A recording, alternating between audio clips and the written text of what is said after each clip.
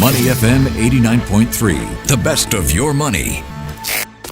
Welcome to Read. I'm Michelle Martin. From $1 million flats to addressing the seeming contradiction of aspirations, from the hopes of an older generation to unlock the profit of their flats to a younger generation banking on affordable housing. We are reading noted sociologist Professor Chua Beng Huat's book, Public Subsidy, Private Accumulation, The Political Economy of Singapore's Public Housing. Professor Chua, welcome to Read. Thank you. Do you know that there are only 5 copies of your book left on Amazon? Yeah, well, it's been selling very well, actually. The first run has sold out. Fantastic. Yeah. I don't think people maybe have a sense of how deeply embedded you are in this subject. You were sharing with me off air, and I wonder if you could talk a little bit about the inside view you have of how HDB comes up with policies and decides on the building of these flats. My very first job in Singapore was at the Housing and Development Board. I was the director of the Social Research Unit. Our job was to actually do research on how public housing estates and all the private, all the public spaces were used. And I did that for about 2.5 years or so. And so since then, I've been paying attention as an academic to all the developments in a public housing program, and have, in fact, over the years, written in academic journals quite a few essays on different aspects of the housing policy. So this book came about during COVID lockdown, when I thought it's time to put all the loose pieces together into more coherent statement. Was there any particular trigger or something that you read that maybe made you think now is the time for a book like this? I think that, in a way, the public housing has always been in the news.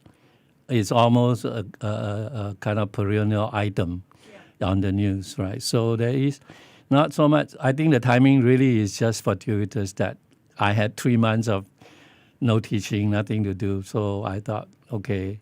And the first draft was fairly quickly put together. Wow. And it took a while to clean it up anyway, yeah. It just happened that in the last 2 years, particularly post-COVID, that it has become much more of a hot issue in the public. I wonder if you can break down the title for us: Public Subsidy, Private Accumulation, the Political Economy of Singapore's Public Housing. To which generation would you say has most benefited from public subsidy turning public housing into a rare commodity for some but not others?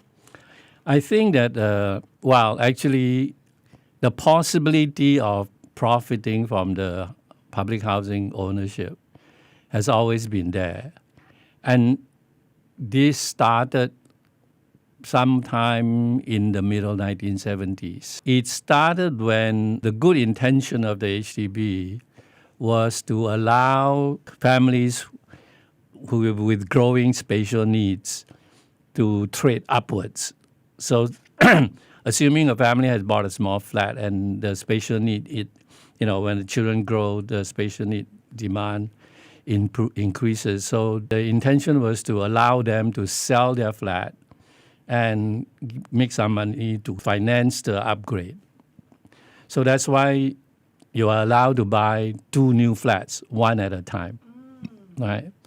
So and the fact that this is an opportunity for profit, it's very widely known among Singaporeans, which is why Singaporeans refer to it as 2 bites of the cherry. Yes. Right? Mm-hmm. So the profit possibility is already built into the policy, because before 1973, you actually had to sell your flat back to the HDB.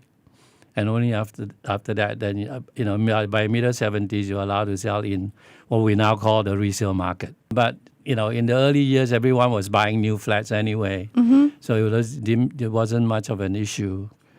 But by about late 80s, practically all those who need flats had already owned flats, except for the new family formation who, need new flats. Has the resale market widened or narrowed inequalities? So So what happens is, even though in principle everybody has the opportunity, right? But it really is only those who are in the higher income among the residents who are able to actually buy and sell, right? Because most of the sort of working class families actually live in the same flat, for 30, 40 years.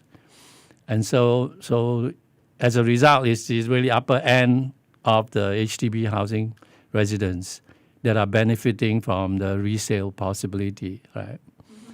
And so considering that they are already at the upper end of the income group, and they're also the one who are able to benefit from the resale market, that actually creates a larger gap of income, of at least wealth inequality, not, because they would have improved their housing wealth if they upgraded or if they buy into private housing. So while the public subsidy, which is meant to be socially redistributive, has become an instrument for wealth accumulation, particularly for those who are in the higher end of the HDB housing. Yeah. To what extent has policies like the BTO system or even building flats in enclaves traditionally thought to be wealthy, like Bukit Timah or in town even, how has that helped shift the housing policy to meet the aspirations of the present generation in terms of affordability and livability? Well, the issue of profit, right, is quietly there all the time, right? It only became a noisy issue when you start to have $1 million flats, right? And then the number of $1 million flats is actually very small. It's about 1%, 2%. But the symbolic power, the symbolic impact is huge because it begins to actually show that, it begins to, in a sense, offend public sense of fairness. Because a lot of, and particularly in the iconic case of the Pinnacle, right? Because within 5 years, the owner sells the flat and walk away with $500,000. And that really grates the public sentiment, right? So the number is small, but the symbolic impact is very large. And the good thing that comes out of that is that finally the HDB started to, realize that, the unfair, in a certain sense, the unfairness of that.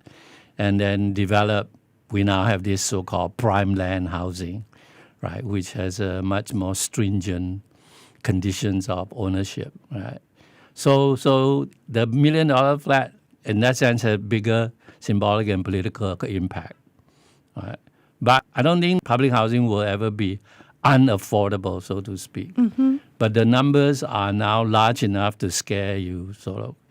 But in terms of keeping prices in control, if a young couple were to buy BTO flats within their income bracket, it's not a problem. And then there's the issue of 99-year leases as the flats run down. What does this book have to say about that? That is an issue kind of in the offing, right? Because the really early flats that were built in the 60s, a lot of them have already been demolished and redeveloped. So those that are built in the 1970s and early 80s are coming pretty close to past the halfway point of the 99 years, right? The assumption is that the value of the flat will start to decline once it gets past 50 years. So the question there is, because most people have used up their CPF in the flat, right?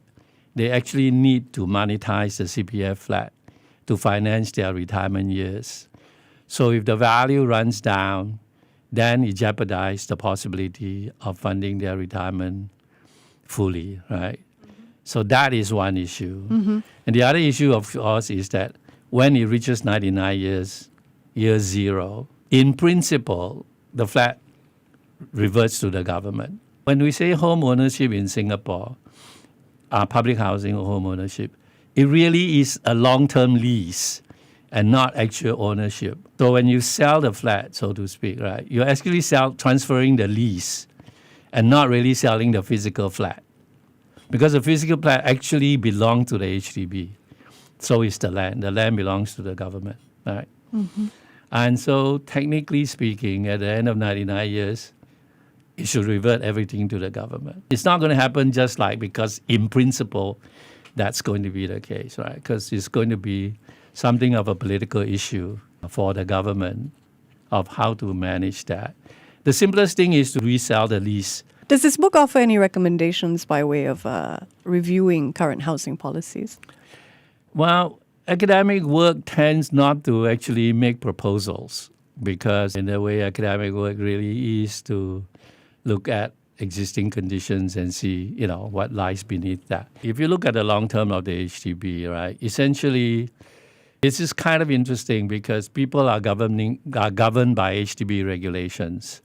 But they also find ways around the regulations, right? So whenever something like the $1 million flat, for example, when it comes up, right, then the HDB then respond. Right. Right. And every time the HDB formulates a policy in response to contingencies, right, over a long time, you don't always look back at your policies, the part to square it. So over a long time, that's how tensions or contradictions accumulates. Right? So I think by now, it's kind of like a computer operating system. Someone is always going to know how to hack in or do something to it. And you have to keep patching. So every so often you get, Microsoft tell you new patches available, right?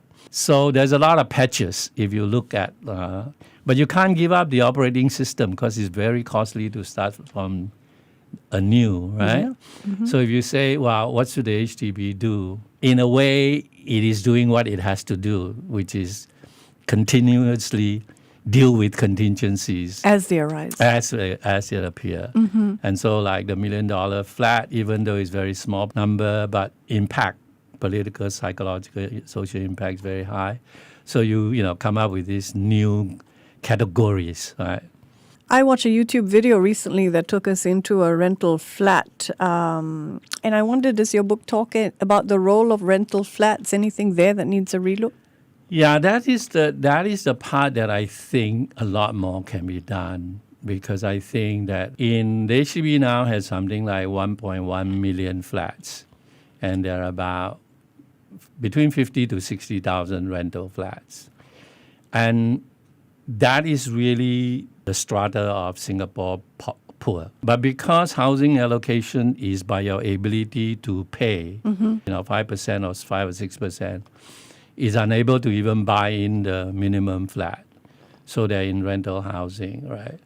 And because of that, they're actually confined to the poorest quality housing in Singapore, regardless of need. If public housing is welfare good, then you allocate according to the need of the family. But because it's a consumer good in Singapore, if you can't pay, you just got stuck in the bad housing, essentially, right? No matter the number of people no in the matter family. How many, yeah. And I think in the book called This is What Inequality Looks Like by Professor Teo Yu Yan, there is actually very detailed account of how difficult it is for a family, particularly with teenage children, to be living in one-room flat. And so I think, some kind of allocation according to need should be instituted. Important point. Yeah. What role do you see the HDB playing in ensuring social equity or equality for future generations? I think in a way it has always done that. And the interesting thing is that, in fact, the public housing program is probably the most socialist program of the government. And it was instituted at a time that the PAP really was a social democratic government. I mean, we became less welfarist after middle 1970s. But until then, it has actually a very sort of socialist kind of redistributive policy, including the nationalization of land, for example. So in that sense, it has always been one of the institutions of redistribution. And even now, it kind of makes sure that is affordable within 25% of your wage goes to housing, right? And that's actually very good by international standard. So this consequence of intensifying inequality is a kind of unintended consequences that happens. What do you hope this book will achieve by way of insight for your readers? It's hard to say what an impact of the book is, but although I'm actually quite surprised by the sale of the book right now. I mean, we actually sold out the first run within a month. Wow, congrats. Well, I had someone who wrote to me and actually asked me for advice of whether he should buy into HDB flat right away after reading the book. And it's really kind of impossible to...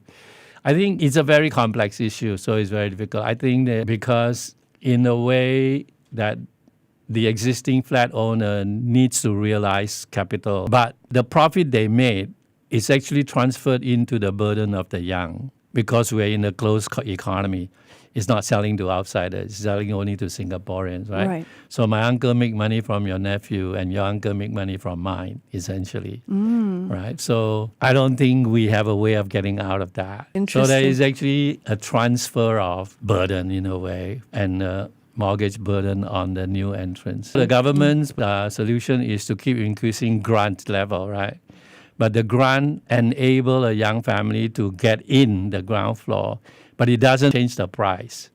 In fact, it supports the existing price. Okay. So that's not real. Doesn't sound like an optimistic book, Professor. But it is flying off shelves. We thank you so much for coming by and sharing with us. Did you have any last words you want to share with the listener about this book? I hope it's an educational book. I mean, in the sense that people get to understand the difficulties of, in some sense, a very successful public housing program. I hope this wins you another Book of the Year award. You won from Foreign Affairs magazine for Liberalism Disavowed. Yes. Thank you very much for coming by, Professor, and chatting with us. Much.